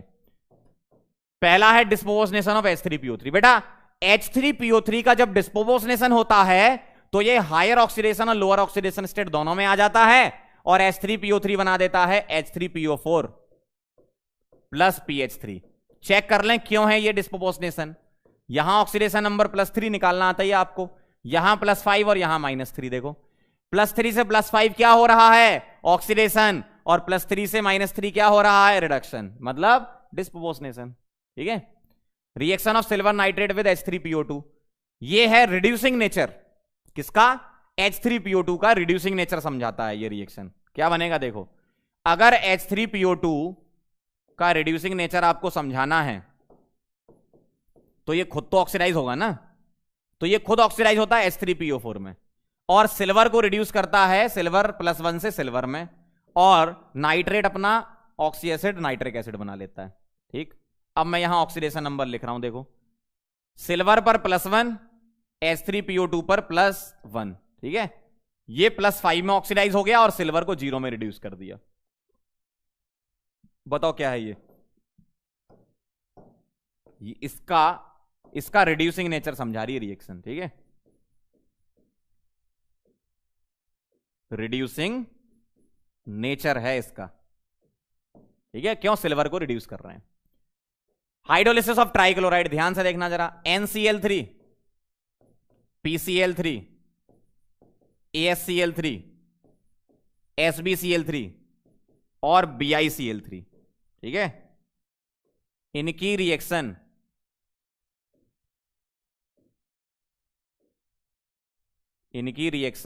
हो रही है, ठीक है। पानी डाला, क्या डाला, पानी, हाइड्रोलिसिस में क्या डाला, पानी। ठीक है, तो NCl3 वाले में क्या बनता है देखो, इसमें बनता है NH3 plus HOCl, oxy acid of chlorine बनता है, हाइपोक्लोरस एसिड बोलते हैं इसको, क्या, हाइपोक्लोरस एसिड। PCl3 में पानी डाला तो इसमें बनता है आपका H3PO3 प्लस HCl, PCl3 में पानी, ये तो हम लिख चुके हैं पीछे PCl3 में। AsCl3 में पानी डालोगे तो ऑक्साइड बनता है AS2O3 प्लस, अब HCl बनेंगे सब में, है ना। SbCl3 में बनता है antimony oxychloride, SbOCl oxychloride plus HCl, और बिस्मथ में बनता है BioCl प्लस HCl। ये जो होते हैं ना ऑक्सीक्लोराइड, ये व्हाइट कलर के होते हैं, ठीक है, पर्ल व्हाइट कलर होता है इसका, चमकीला सफेद, पर्ल व्हाइट कलर, ठीक है, चमकीला सफेद होता है पर्ल व्हाइट कलर का। देखा पर्ल व्हाइट कैसा होता है, कैसे बताऊं आपको, कैसे बताऊं। बाबा इलायची खाई है, ड्रॉप तो लिया ही है ना तुम लोगों ने, तो बाबा इलायची बहुत खाई है तुमने, है ना। तो पर्ल व्हाइट कलर जो है ना वही बाबा इलायची का ही है, ठीक है। तो SbOCl BioCl ये पर्ल व्हाइट कलर के होते हैं, ये ऑक्साइड बनाता है H3PO3 और ये NH3, ठीक है, ये आपको ध्यान रखने पड़ेंगे। ओके, चलो भाई आगे बढ़े। यहां भी HCl ही है वो, मतलब मैंने दोबारा इसको लिख दिया है, ये ऐसे ऐसे मतलब ऊपर से नीचे तक आ रहा है। चलें आगे, चलो भाई।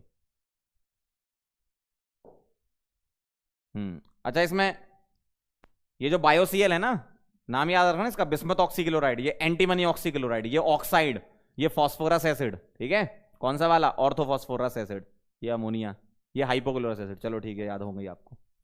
आगे बढ़ते हैं। नाइट्रोलियम इज अ मिक्सचर ऑफ, ऐसा पूछ लेंगे आपसे एग्जाम में। तो नाइट्रोलियम क्या होता है, CaC2 प्लस N2 का मिक्सचर है, मतलब CaC2 प्लस N2 मिक्स करते तो नाइट्रोलियम बनता है। क्या बनता है देखो, CaCN2, एक C हटा दो और N2 सीधे जोड़ दो, CaCN2 प्लस C, ऐसा। और कैल्शियम साइनामाइड बोलते हैं इसको, है ना। इसमें पानी डालोगे तो कैल्शियम कार्बोनेट बनता है और प्लस अमोनिया गैस रिलीज होती है, ठीक है। इसका नाम लिख लो, कैल्शियम साइनामाइड, ठीक है, calcium cyanamide, CaCN2 plus C। Actual में CaCN2 ऐसा होता है NCCN minus minus Ca2 plus, calcium cyanamide. CaC2 ऐसा होता है C+C minus minus Ca2 plus, ऐसा, ठीक है। सॉलिड PCl5 कैसे एग्जिस्ट करता है, ये आपसे एग्जिस्टेंस वगैरह पूछते हैं इन सब क्वेश्चंस में, है ना। ये कैसे करता है, ये कैसे करता है। सॉलिड PCl5 डाइमर के फॉर्म में एग्जिस्ट करता है, PCl4 प्लस और PCl6 माइनस, ठीक है, इस तरीके से PCl4 प्लस और PCl6 माइनस के फॉर्म में। चार्ज ऊपर लगा लो, ज्यादा अच्छा लगेगा, ऐसा, ठीक। PBr5 एग्जिस्ट करता है, PBr4 प्लस और Br नेगेटिव, ठीक है। मतलब ये तो डाइमर बनाता है, ये मोनोमर बनाता है। मान लो ये पूछ लें आपसे ऐसा क्यों होता है, तो आप बोलोगे ब्रोमीन का साइज बड़ा हो गया, साइज जब बड़ा हो जाता है तो डाइमर एग्जिस्ट नहीं करता फिर, है ना, रिपल्सन ज्यादा होता है, समझ गए। तो ये किसके फॉर्म में एग्जिस्ट करता है, डाइमर के फॉर्म में, ठीक है। ये क्या है, डाइमर है, ठीक, ये डाइमर के फॉर्म में एग्जिस्ट नहीं करता। हाइब्रिडाइजेशन वगैरह मैंने आपको बता रखा है। sp3 sp3d2, इसका sp3। N2O5 एग्जिस्ट करता है बेटा नाइट्रोनियम नाइट्रेट के फॉर्म में, नाइट्रोनियम नाइट्रेट, ऐसा, solid N2O5 nitronium nitrate. Hybridisation आपको पता ही है, इसका sp और इसका sp2। यहां पर इसका फॉस्फोरस का sp3, यहां फॉस्फोरस का sp3 और यहां sp3d2, दिख रहा है ये, क्लियर। तो ये कहानी है, याद रखना पड़ेगा। होम सिग्नल क्या होता है, होम सिग्नल होता है CaC2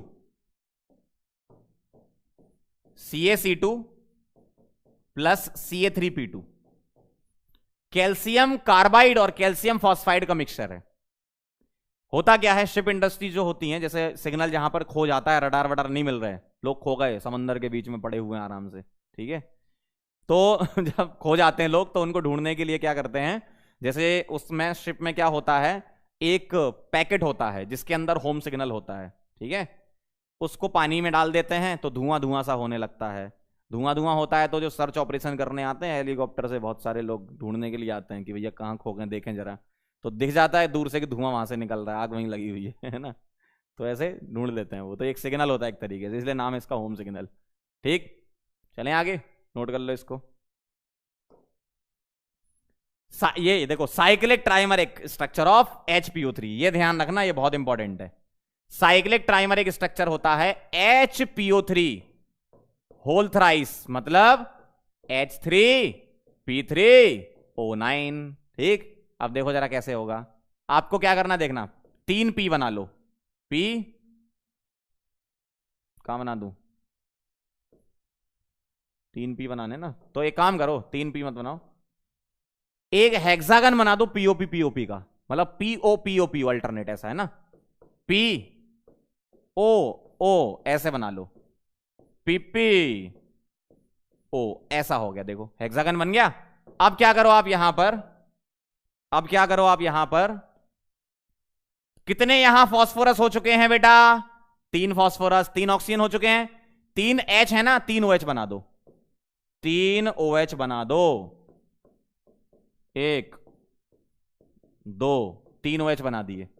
अब देखो जरा 3 O बचे हैं, 3 O बचे हैं, तो डबल बॉन्ड O लगा दो, बस ऐसा, इस तरीके से, खत्म। अब आपसे इसमें क्वेश्चन कुछ भी पूछ सकते हैं, बताओ टोटल POP बॉन्ड्स बताना, बोलो टोटल POP बॉन्ड्स। इस स्ट्रक्चर को थोड़ा यहां खिसका लूं क्या, अच्छा लगेगा आपको, थोड़ा छोटा भी कर लेता हूं, ऐसा है, ठीक है। पहला total pop linkage, pop bonds, POP bonds बताओ कितने, 3 है, देखो PO ऐसा, ठीक। दूसरा total OH groups, total OH groups 3, total OH groups कितने हैं, 3। Total P double bond O, ये कितने हैं, P double bond O bonds, ये भी 3, मतलब स्ट्रक्चर बेस्ड क्वेश्चन है, ठीक है। चौथा total P single bond O bonds, बताओ कितने, total P single bond O, 1 2 3 4 5 6 7 8 9, देखो P single bond O, P single bond O बोला मैंने, 1 2 3 4 5 6 7 8 9 9। अगला देखो टोटल सिग्मा बॉन्ड्स, ध्यान से सुनना, सिग्मा बॉन्ड्स, सिग्मा बॉन्ड्स बोला मैंने, ठीक है। 1 सिग्मा 2 सिग्मा 3 सिग्मा 4 सिग्मा, 4 5 6 7 8 9 10 11 12, और 3 यहां भी तो मिलेंगे, O और H के बीच का 15, ऐसा, मतलब इस टाइप के सवाल होंगे। हाइब्रिडाइजेशन बता दो, 1 2 1 2 3 4, 4 सिग्मा होगा sp3, कितना आसान है, कितना आसान है ना।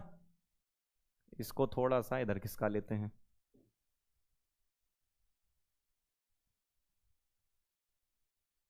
ठीक है।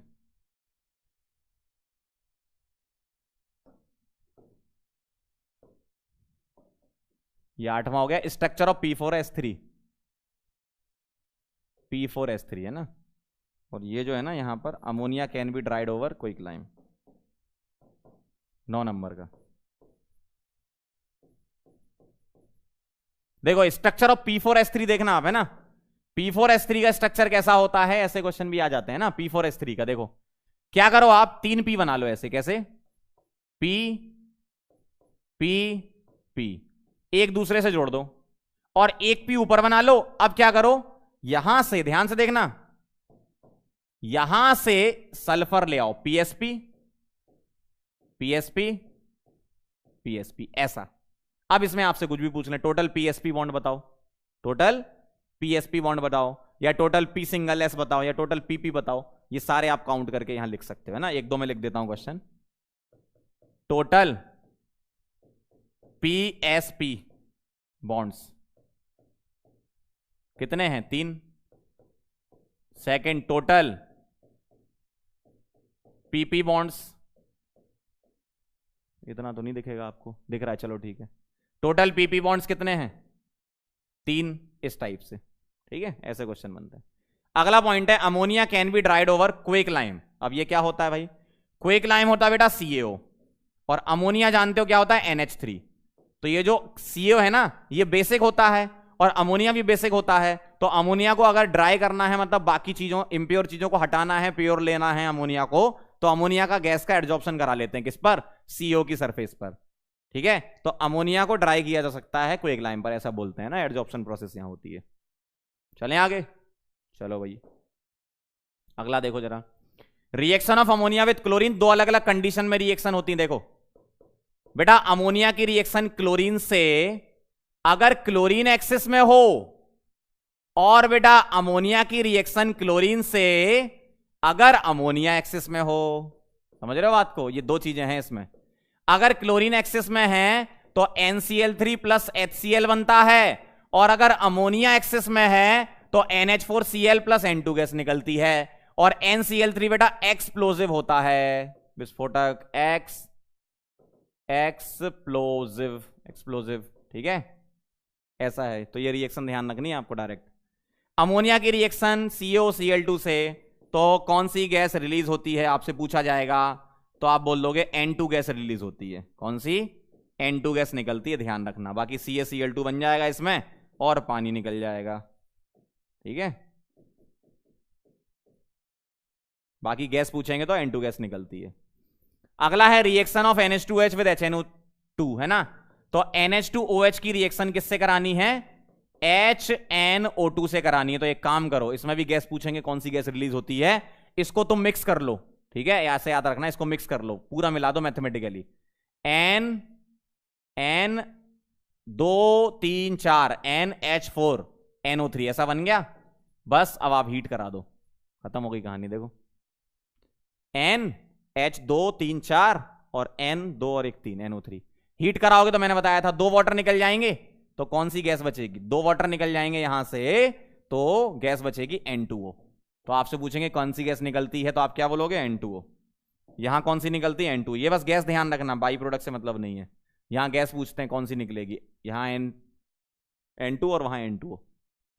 एसिड एनहाइड्राइड का कॉन्सेप्ट आपको बताई था मैंने पीरियड टेबल में। क्या? एसिड में से पानी निकालो, तब तक पानी निकालते जाओ जब तक ऑक्साइड ना बन जाए, है ना। तो HNO2 में पानी निकालोगे तो बेटा पानी में तो 2 H होते हैं, वाटर में 2 H होते हैं, यहां तो एक ही H है, तो इसके 2 मोल ले लो ना। एक ऐसा लिखो, एक लिखो HONO, पानी निकाल दो, N2O3। ठीक, यहां पर लिखो इसको कैसे, HONO2 लिखो इसको, पानी निकाल दो, N2O5। ठीक है, ऐसा होता है, कितना आसान है। अगर दोनों है तो मिक्स करके निकाल दो, तो यहां से 2H और एक O उठा लो तो N2O4 बन जाएगा। और N2O4 का मतलब क्या है, क्या देगा ये? NO2 देगा। ठीक है, तो NO2 आपको आंसर करना है, कितना आसान है ना, नोट कर लो। ठीक, समझ गए बात को। चलो बेटा अगला पॉइंट है, क्या कह रहे हैं? Nitrogen does not form pentahalide. ये मैंने वहां भी लिखाया था आपको स्टार्टिंग में, नाइट्रोजन में ना। नाइट्रोजन पेंटाहेलाइड क्यों नहीं बनता? ड्यू टू एब्सेंस ऑफ, या non availability, due to absence of vacant d orbitals, vacant d orbitals. ठीक है, अगला देखो जरा, ये कुछ पॉइंट है पहले से ही आपको पता होनी चाहिए। क्या लिखा है? All trihalides of nitrogen except NF3 are unstable.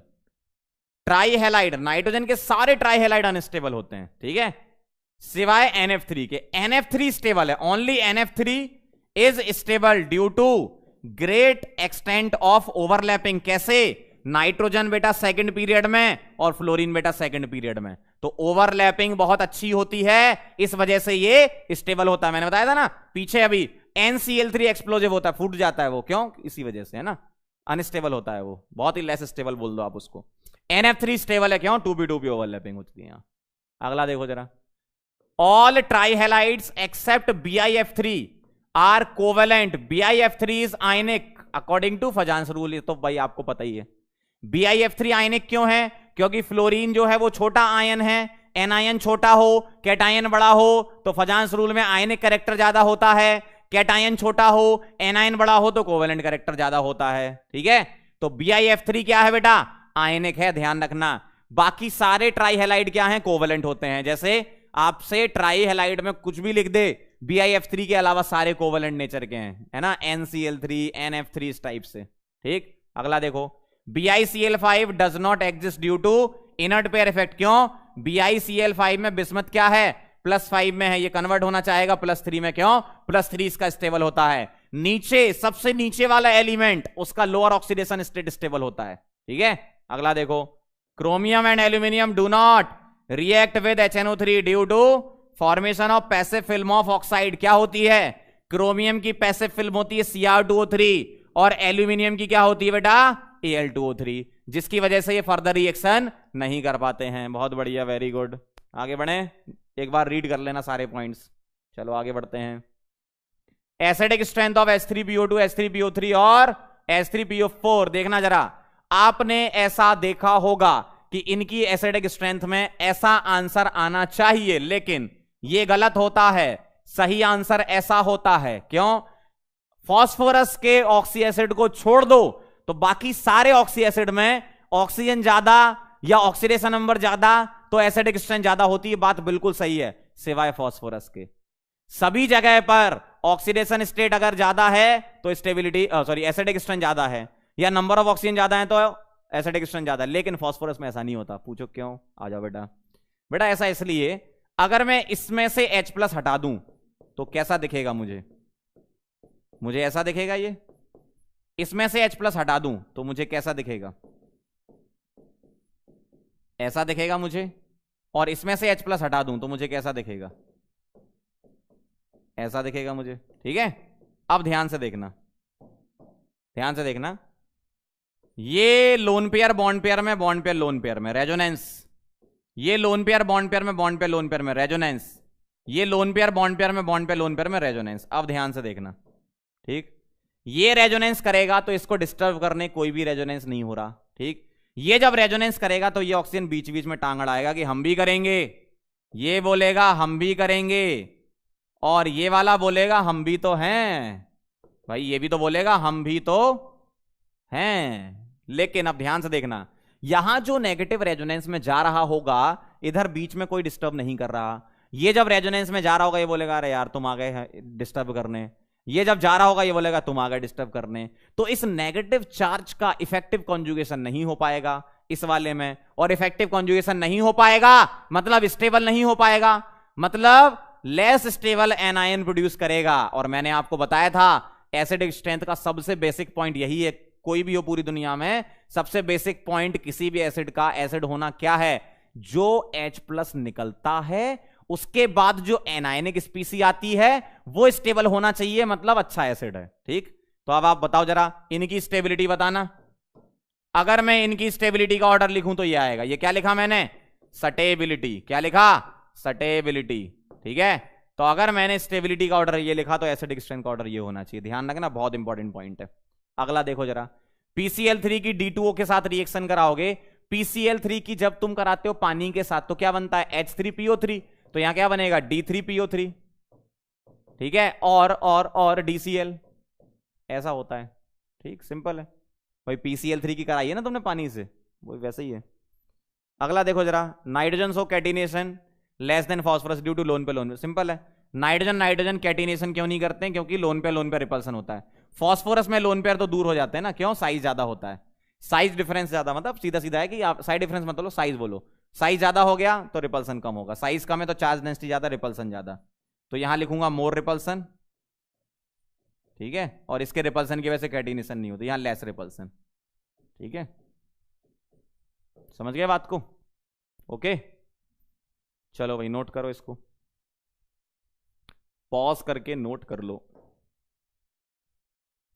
अगला है बेटा R3P double bond O exist but R3N double bond O does not.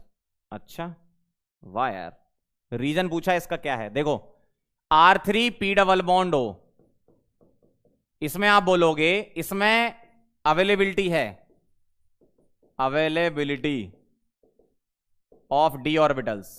ठीक है, तो ये जो बॉन्ड बन रहा है ना, ठीक, वो बोल सकते हो आप p/d बॉन्ड है। क्यों, 3 तो R के साथ बना लिए उसने, 1 सिग्मा ये तो 4 सिग्मा sp3, और जो पाई बनेगा वो p/d होगा, तो ये d यूज कर रहा है। R3N में क्या लिखोगे, R3N में आप लिखोगे कि नाइट्रोजन के पास non availability of non availability of vacant d orbitals, non availability of vacant d orbitals. 5 bond कैसे बना सकता है? 5 बॉन्ड नहीं बना सकता ना। अरे किसका फोन आ गया भाई,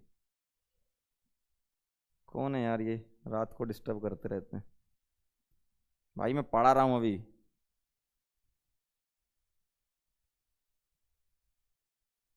कौन है भाई ये?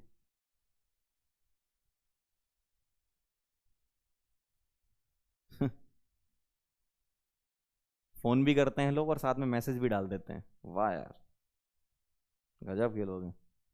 चलो भाई, हाँ मैं क्या कह रहा था, यहां non availability of vacant D orbital और यहां क्या है, अवेलेबिलिटी ऑफ डी ऑर्बिटल। इस वजह से इसका मैं बता रहा था आपको पी पाई डी पाई कैसे, पी ओ, यहां 3 आर हैं देखना बेटा, ठीक है, तो इसके 4 सिग्मा हो गए, मतलब sp3 हो गया। अब sp3 हो गया तो ये जो पाई बॉन्ड है, ये वाला पाई बॉन्ड है, ये कैसे बन रहा होगा, इसका तो तीनों पी यूज हो गए ना, तो ये डी देगा, तो ये डी से पाई बनाएगा और ये ऑक्सीजन के वास्ते बेटा पी से ही होता है ना, समझ रहे हो, ऐसा होता है। क्लियर है सारी बातें? Very good. तो ये कहानी है जो मुझे बतानी थी, बता दी मैंने, ठीक। और क्या बचा? तो ये हो गया बेटा पूरा का पूरा आपका नाइट्रोजन फैमिली कंप्लीट। क्या था एक बार फिर रिवाइज कर लें। पी ब्लॉक की बात चल रही थी, नाइट्रोजन फैमिली पार्ट 2 स्टार्ट किया था, फॉस्फोरस हम पढ़ रहे थे, ठीक है। Method of preparation of phosphorus Thomas select से मैंने बता दिया था कैसे होना है। व्हाइट फॉस्फोरस मतलब ये सब प्रॉपर्टीज वगैरह ये एक बार रीड करने वाली हैं बेटा। ये रिएक्शन बहुत इंपॉर्टेंट है, बिल्कुल अच्छे से करके जाना, ये बहुत बार आई है एग्जाम में, है ना, बोनस भी हुई 1-2 बार। तो ये ध्यान रखना, मैंने बताया था एक्सिस में क्या बनता है, लिमिटेड सप्लाई में क्या बनता है, ये पता होना चाहिए। P4 का स्ट्रक्चर बनाने का तरीका, ये कुछ इंपॉर्टेंट पॉइंट्स, ये अच्छे से करके जाना, ये स्ट्रक्चर करके जाना बहुत बढ़िया इंपॉर्टेंट है, ये भी करके जाना, ठीक। फिर मैंने आपको बीच में कुछ भावनाओं में बह गया था मैं ठीक है, तो मैंने पी पाई डी पाई बॉन्ड्स भी बता दिया आपको साथ में, ओके। फिर रेड फॉस्फोरस पे आ गए, एक बार रीड करना है इनको आपको बस, है ना। फिर ब्लैक फॉस्फोरस हमने समझा, फॉस्फीन की रिएक्शन देख लेना एक बार, ठीक है, प्रॉपर्टीज ऑफ फॉस्फीन ये हो गया, ये सब रीड करने वाली, एक बार रीड कर लेना तो क्लियर हो जाएगा आपको। फिर हैलाइड्स ऑफ फॉस्फोरस में चले, PCl3 PCl5, कुछ रिएक्शंस तो पहले से आप जानते हो, कुछ रिएक्शंस और मैंने बता दी थी आपको, है ना, ठीक है। तरीका बता दिया था कैसे याद रखना है आपको। ऑक्सी एसिड की भी ट्रिक बता दी मैंने आपको, किस तरीके से आप करोगे, है ना। तो ये सारा आपको बताइए, ऑक्सी एसिड हो गया, ये वाले ये छोड़ देना, इसका कोई मतलब नहीं है, पॉलीमेटाफॉस्फोरिक वाला इतना इंपॉर्टेंट नहीं है, है ना, बाकी कर लेना आप। और क्या है, method of preparation of oxy acids हो गए सारी आपकी, ठीक। डिस्प्रोपोर्शनेशन ऑफ H3PO3 बता दिया, ये सारी चीजें है ना, इंपॉर्टेंट पॉइंट्स हैं। देखो सम इंपॉर्टेंट पॉइंट सारे रीड करके जाना आप एक बार, ठीक, इंपॉर्टेंट है, सारे इंपॉर्टेंट है, ठीक है। यहाँ मैंने सारे ही इंपॉर्टेंट लिखाए हैं आपको, ठीक है, ये सारे के सारे पॉइंट एक बार रीड करके जाना, ये सारे इंपॉर्टेंट है, एक भी मतलब लेस इंपॉर्टेंट एक भी नहीं है, सारे इंपॉर्टेंट है ना, ठीक है।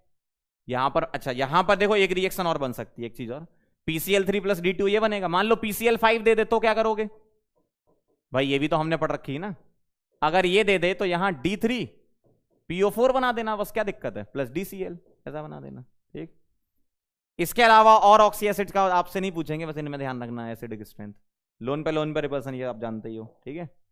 और ये आपकी कहानी हो गई। अब मैं आपसे जाते जाते एक बात कहना चाहता हूं, मेरे दिल में बहुत दिनों से जो बात है मैं आपसे कहना चाहता था लेकिन कह नहीं पा रहा था, आज कह देता हूं। आप यहां पर आए और आपने हमसे नाइट्रोजन फैमिली कंप्लीट करा लिया, थैंक यू सो मच, बहुत बड़ा वाला थैंक यू। बहुत बड़ी फैमिली हमने कवर कर ली, ठीक है, काफी बड़ी फैमिली होती है ये, है ना। सारे पॉइंट्स हमने कवर कर लिए, एक एक पॉइंट बेटा अच्छे से करके जाना। इनऑर्गेनिक केमिस्ट्री के क्वेश्चन ऐसे आपको बन जाएंगे ना, मजा आ जाएगा, ठीक।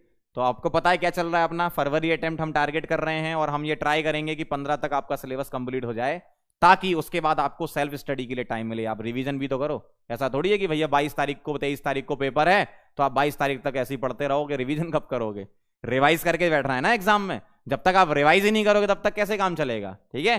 तो हम ये टारगेट कर रहे हैं कि 15 तारीख तक आपको पूरा सिलेबस करा दिया जाए और उसके बाद आपको 10 दिन के लिए गैप दिया जाए, जिसमें आप क्या करो, अपनी तैयारी मतलब अपना रिवाइज करो और पेपर दे के आओ। पेपर देने के बाद फिर से क्लासेस अपन रिज्यूम करेंगे और फिर से फरवरी से लेकर मार्च तक फिर से जेईई मेन की अपन स्टडी करेंगे। मतलब फिर मैं आपको ढेर सारी प्रैक्टिस कराऊंगा। फरवरी अटेम्प्ट जैसे ही आपका खत्म, वापस आ जाना, फिर से अपन कहानी शुरू। मेहनत बहुत करनी है, देखो मेहनत से कभी पीछे नहीं हटना है ना, मेहनत करने मजा आना चाहिए, बस मजा आ रहा है कर रहे हैं, है ना। तो फरवरी के अटेम्प्ट जो खत्म होगा उसका 1-2 दिन बाद से ही अपन चालू कर देंगे कहानी, और कब तक चलेगी वो कहानी, मार्च अटेम्प्ट तक रिवीजन करेंगे, ठीक है। फिर मार्च में आप पेपर दोगे, फिर उसके बाद जेईई एडवांस पर आ जाएंगे अपन, और फिर एंड तक जेईई एडवांस की तैयारी करेंगे। मतलब अगर आप जुड़े रहोगे ना तो सिलेक्शन करवा देंगे, आप चिंता नहीं करो, है ना। जुड़े रहोगे तो आपको इतना करवा देंगे कि आप एग्जाम में जाओ और सिलेक्ट होकर आ जाओ, ठीक है। चलो फिर मिलते हैं अपन नेक्स्ट लेक्चर में, तब तक के लिए ओके बाय।